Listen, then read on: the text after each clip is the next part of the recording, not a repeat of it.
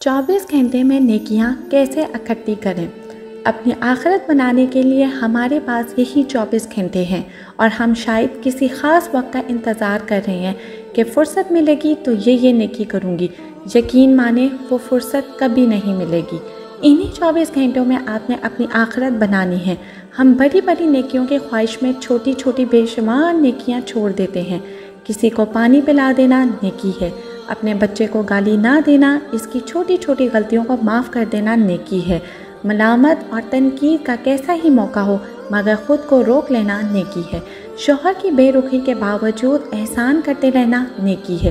وقت پر نماز ادا کرنا نیکی ہے۔ ملازمین کی غلطیوں کو معاف کر کے احسان کرتے جانا نیکی ہے۔ کسی کو کھانا کھلا کر دینا نیکی ہے۔ ریڑھی چھاپری رکشے اور سبزی والے سے بھاؤ تاؤ نہ کرنا اور منہ مانگی رقم دے دینا نیکی ہے۔ حکم الہی کو اپناتے ہوئے لوگوں کی طرف سے ملنے والی ملامت کو سہ جانا نیکی ہے۔